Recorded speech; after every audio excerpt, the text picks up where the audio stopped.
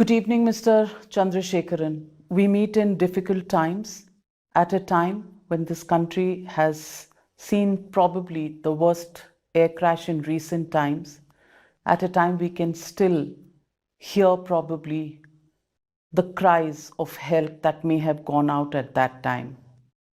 I want to ask you, Mr. Chandrasekaran, you said this was the most difficult time that you and your company have faced. Where were you when you first got the information? On June 12th, on that day, I was in Bombay in my office. I was in an internal meeting when I first heard the news. It was quite shocking and something that is incomprehensible that suddenly you heard. And it took me a few seconds to gather myself. And then immediately I rushed to the airport to fly to Ahmedabad. How did you hear about it? Was it a colleague? It is a call that I got from someone, hey, Chandra, what is happening? Then immediately I went out and my assistant was there. She switched on the TV, but I didn't wait for anything and immediately I rushed. And what were your first thought? Did you get the information on what were the casualties like, what had happened, or was it just instinctive that you ran and left? I knew immediately I have to go to Ahmedabad. So I asked the office to immediately arrange the flight. I will go to the airport. And then I started making calls as I was leaving office, sitting in the car and going to the airport. I was making calls to Air India, making calls to our people in Gujarat, our manager in Gujarat. There are many Tata companies. And so getting information piece by piece. And by the time I reached the airport and was getting into the flight, I knew the enormity. And I was also watching online and taking calls and trying to assemble people. And it was a very difficult situation. So I was trying to think, what should I be doing? Immediately, the thought came to me that immediately what we need a response team on the ground. And we need to have people. I didn't know how many Air India people will be there. So my thought was, while I called Air India people, I also called all our Tata colleagues. You're dealing with it. People are calling you at the same time because people want to know more. People think that I would know more, but I was actually like anyone else. So that's what happened. Did you initially hope that there would be some survivors, or did you from the word go know that it was a bad crash? No, I was like everyone else was hoping that people will survive. You were praying like everyone else. God, what is happening? And, somehow you hoped that people will survive because you have not seen the site. You are only hearing stories. So I was only hoping that damage will be there, but that people will survive, or how many will survive. These were thoughts that were going through my mind. But there is anger amongst the families. They are demanding answers. Many people are totally taken aback. And if I just, you must have read these stories too. There was the Joshi family. The father was settled in London, in UK, was coming back to pick up the wife and their 3 children. Those pictures have been there across social media, across various media. And the entire family was wiped out. Then there is the case of, there was Arjun Manubhai Patolia, who came to just give his wife's ashes away. She had died earlier. He'd left his 2 daughters, 8 and 12, back in London only to do the last rites of his wife. And now his children are orphaned. What would you say to them today, these people? I think it is the most horrific story that you can ever hear. It is such a heart-wrenching situation. It's very, very difficult to console anyone who has lost a mother, a father, a husband, a wife, a son. It is very, very difficult to console. Whatever you may say, it cannot be sufficient enough to console them from this loss. So all I can say is that I grieve with them as much as they do.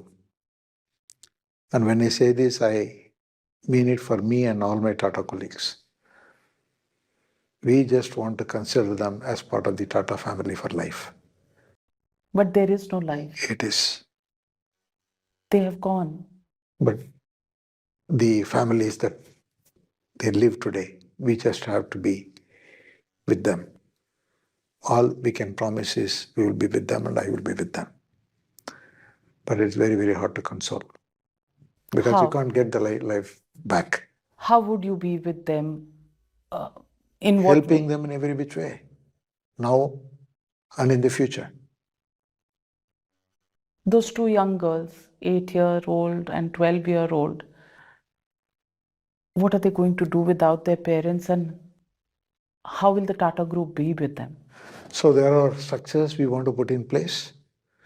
One of the things that we have been thinking is to create a, say, for example, a AI 171 trust,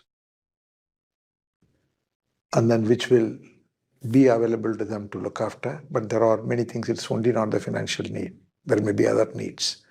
So you've got to think through and then create the trust and other functioning infrastructure so that we can be with these families. Some will not need any help, some will need some kind of a help, some will need emotional help. We don't know. We have to find this out. But the point is, it could happen to any one of us. It is very, very hard to explain what these people will be going through, and it's very hard for us to console. Have you spoken to any of these families? I only so far met the lone survivor, and now we plan to visit as many families as possible myself. And between me and my colleagues, we intend to visit all the families. But now currently, our job is to help the families to come to Ahmedabad, collect the remains, and provide them some grief counseling, and then all the way to the final rites. Currently, that's what we are doing. We have one Tata colleague as an angel deployed to work with each family. And there are 400 Tata people across companies in Ahmedabad. And what we're trying to do is to be with each of these families in the next few days, get through this stage. Then we need to meet them, we need to support them, we need to see what we can do and what we need to do. Mr. Chandrasekhar, on the first day, there was a statement where you said you need a transparent investigation into what happened. I want to ask you, where have you reached with that probe? Because there would be one Tata investigation apart from the other investigations. So, what have you found so far? See, this is a crisis or a tragedy of a gigantic proportion. It has affected everybody. Yes, the families are affected, but the whole country is affected in a manner of speaking. There is a lot of fear. There is a lot of anger. I can understand that. Personally, I have also traveled a lot. In my life, I used to travel 200 days internationally a year for 20 years. And I have faced flight diversions, flight cancellations, all kinds of issues. And every time one small thing happens, you get affected. And this I can understand what is the level of fear that would have set in. So everyone wants to know what happened. And I can tell you, I also want to know the same. Unless or otherwise we know what happened, there is no hope to fix it so that it doesn't happen again. If we know what has happened, then there is a chance to fix it so that it doesn't happen again. But we have to go through the process. Airline systems are quite complex, and airlines have been built with a lot of redundancy. If such redundancies are not there, these kind of incidents can happen very often. So the fact that these are rarity is because such systems are there, but still this occurred. So unless or otherwise we wait for the investigation, we can get into a lot of speculations. There are speculations about human error, speculation about airlines, speculation about engines, maintenance, all kinds. There are a lot of speculations and a lot of theories. But the fact that I know so far is this particular aircraft, AA171, that particular tail, has a clean history. Has a clean Clean history. history. And the two engines, both engines, the right engine was a new engine put in March 2025. The left engine was last serviced in 2023 and due next maintenance check in 2025 December. And both the engine histories are clean. When I saw that, I couldn't find anything with the team. Both the pilots are exceptional pilots. And the captain, Sabarwal, has more than 11,500 hours of flying experience. And the first officer, Clive, has more than 3,400 hours of flying experience. What I hear from our colleagues is they were excellent pilots and great professionals. So we can't jump to any conclusions. And there are a lot of theories, and you see them in YouTube, you see them in media channels, you see them on other channels, and a lot of experts. So all I would say is that unless we wait for the investigations to come through, and I am told by all the experts that the black box and the recorders will definitely tell the story. And so we just have to wait for that. And before that, it's very important not to jump into any conclusion.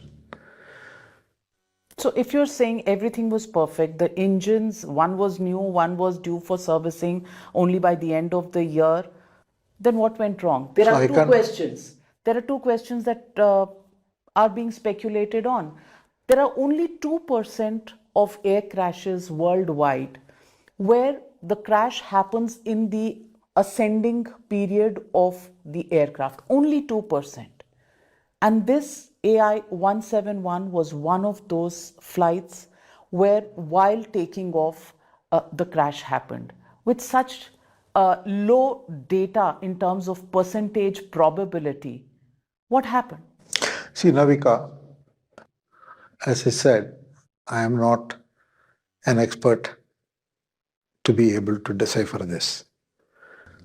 All I know is the facts, the records that I have seen. I am not to say this is ruled out, that is ruled out.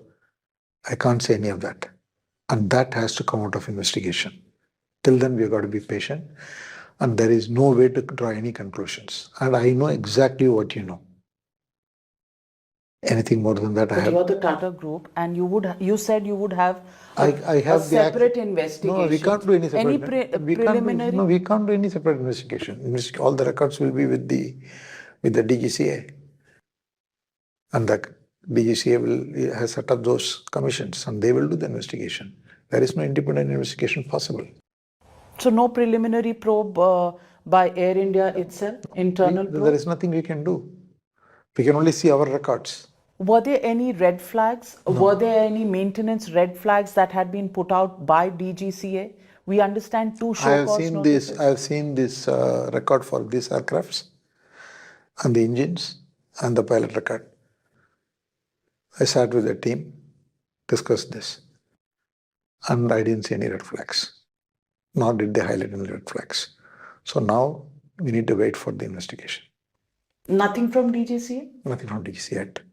But DGCA has fined you in the recent past, over the last maybe year or so, where there have been several fines that have been put on Air India for different kinds of red flags and maintenance issues. And I can read out to you these. The DGCA put a 30 lakh fine because Air India and Air India Express did not meet operational robustness, maintenance related delays. There have been different kinds of fines. One, See, Navika, the point I am making is that what I am giving you, the information, is very specific to this tail number and these engines and this pilot and this incident.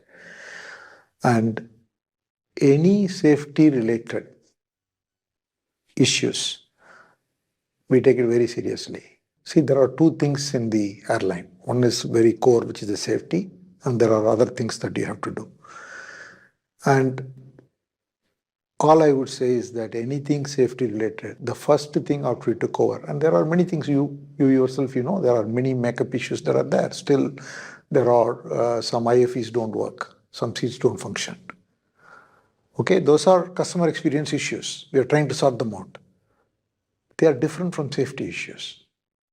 Anything that safety issues there, there is no way DGCA will allow us to fly. And with respect to this specific aircraft, what I have seen is what I have told you. But this is not to say anything more extra, because we need to wait for the investigation. there are some reports that say that June 3rd and June 5th, there were two show cause notices from the DGCA. See, anything other than this particular aircraft, we can talk about it separately. But all I am giving you data is only with respect to this incident, this aircraft, these engines, and these pilots. There is also a sabotage angle that has been raised. Again, speculation. But in today's world, that speculation, the experts, are there all over social media. And of course, some whistleblowers who have raised experts. On the sabotage angle, I want to ask you, the Turkish technique maintaining Air India fleets, that has been raised as an issue that could probably be the cause in this case. How would you respond to that speculation? See, none of the 787 Dreamliner aircraft, we have 33 of them. None of them are maintained by Technic. Predominantly, most of them are maintained in India by AESL or SIA Engineering, that is the engineering company, AESL, and SIA Engineering Company in Singapore. So these are the guys who are maintaining these aircrafts. They have nothing to do with any Turkish company for the 787 fleet. For the 787s. You have almost 33 787s in your fleet. The Dreamliners are suddenly the bad boys in the fleet. There have been whistleblowers in the past who have raised many questions about the safety norms followed by Dreamliners. At any stage, have your people raised safety concerns on the Dreamliners to you? See, practically speaking, there has never been a safety concern raised because Dreamliners have been operating globally for a very long time, from I think 2008 or 2009 or something like that. And R&D also procured them much before You bought Air India. we bought Air India. So it was bought, most of these, I think when we bought Air India itself, we had 27 Dreamliners. And then we got additional 6 through Vistara. So Dreamliner specific complaint we have not received. So while we have ordered a large number of, in the new orders we have made a lot of order on A350, but we have also got options to buy 787. But there has never been a specific concern on the 787. But all these videos are also surfacing and they are doing a lot of viewing at this point in time. But you must be aware of the fact that this is not only something that is surfacing now. The United States, the FAA, is investigating into some of these charges that have been made by former staff of Boeing. I want to ask you, the Federal Aviation Administration is looking at some of the exposes made by Sam Salepur, and then there has been John Barnett, who's raised some concerns, now late John Barnett, and they've said that these concerns did exist in the Boeing aircraft. See, these are things that are being dealt with the investigative agencies in the US. But overall, 787s have been flying for a very long time. And in Air India, it has been flying 787 for a long time. And now we have to wait for the investigation. The investigation, if it throws up that 787 there's an issue, then we take a call. At this point in time, whether the problem is with 787, the problem is with GA engines, or it is a maintenance issue, whatever comes, we need to know. Most important thing is to get what the findings are from the investigation. Until then, you can't take any proactive calls. Any call you may take may be a wrong call. But Mr. Chandrasekaran, these red flags were specifically raised by these whistleblowers on the 787. So not was these were before. These were much before, and this has been going on. And as I said, we already have 27 787s by the time we bought Air India. And we have not had any red flags in our checks. Internally, we have not had any checks that we have to ground 787s or anything like that. So then let me ask you. You said, and I completely bring to you the viewer feedback, the customers out there who use your airline every day for commuting. They are at the end of their tether because there have been 13 Dreamliner flights that have been grounded between the 12th of June and today, 6 days, 66 flights that have been cancelled. And it is spreading nervousness of the kind that has never been experienced before. Forget the flying experience, just the fact that flights are getting cancelled, information is not coming in, the fear factor has taken over at airports. There is literally a riot out there. How do you explain this? So, Navika, let me give you a full breakdown. First, I would like to say that there are more than 1,100 flights that we fly every day. And in the last 6 days, there have been in general anywhere from 5 to 16 or 18 flights, depending on the day, that have been cancelled. Okay, first that's that number. Second, what has happened in this period of 6 days? There are 3 things are at work.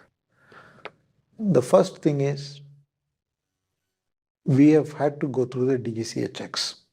The moment the accident happened on the 12th, DGCA has mandated additional checks to be done on all the 787s. So we have had to ground many 787s, and as a result, we are short of aircrafts and we had to cancel those flights. That is one cause. How many of the 24? 33? I'll complete out of the 33. About 24 have gone through the checks, and the remaining are going through, and it is taking time, but it will get through. The second reason is also this whole airspace has got closed. Iran, and the whole thing that is happening in Middle East. So as a result, flights have to be diverted.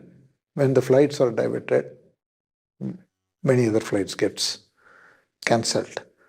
And these two have a knock-on effect, because if the flight doesn't arrive in time, that flight cannot take off. And when that cannot take off, we have to cancel it because there is no aircraft. The third is technical issues. And when we take off and land in any destination, you must know that we'll be doing line checks. And every now and then, it is common for in the line checks to find some spare part to be changed or something to be changed. Not in every flight, but it does happen.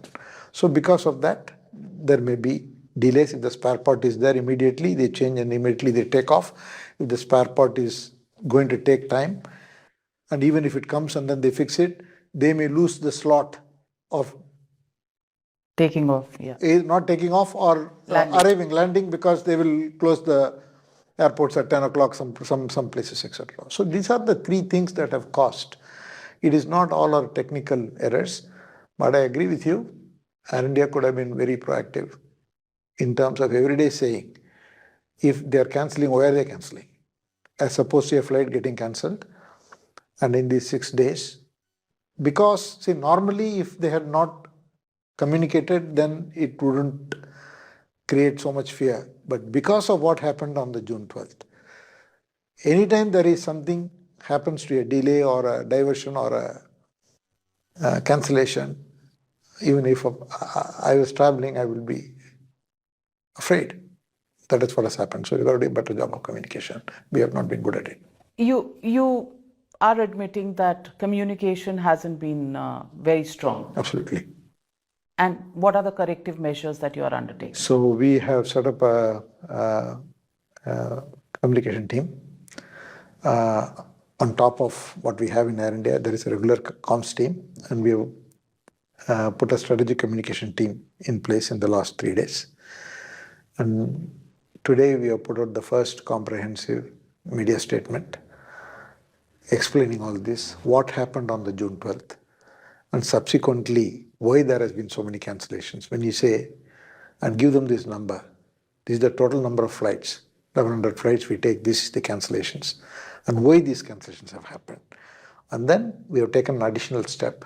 Because we are going to feel this kind of a disruption for some more time, our checks will be there. Also, the airspace's closure will be there. So we have decided to reduce the number of aircraft which are flying, so that we can have a lot of buffer aircrafts. We are more than doubling the buffer aircrafts, both in all the wide body and the narrow body, 787s, 320s, and the 777s. We are creating more buffer, and that statement would have been issued by now. My question to you is also about the fact that Boeing has had a series of bad press, if you want to call it that, but several questions that have been following them. In recent times, in fact, after the crash, there has been a meeting between you and the Boeing head visiting India. I want to understand from you, what was this meeting all about? Safety aspects of Boeing, are they a concern? And what is it that has been red flagged to Boeing in terms of the hardware, the aircraft themselves? So I did connect with both Boeing and GE at the highest levels. And to be frank, their top team from both the companies traveled and met with us. What I have asked both of them, in parallel to the DGCA checks that we have gone through, I have asked them to check and tell us any issues are there in any of the aircrafts or engines. But if they haven't owned up to any problems despite whistleblowers, are you sure they will admit to any But we have to issues? go through the process. We have to go through the process. And I think, I at this point in time will not point finger at anybody. I will just wait for the investigations. That is a mature thing to do. And otherwise, we may be going in a wrong direction. And anything that we do has to be proved by the investigation.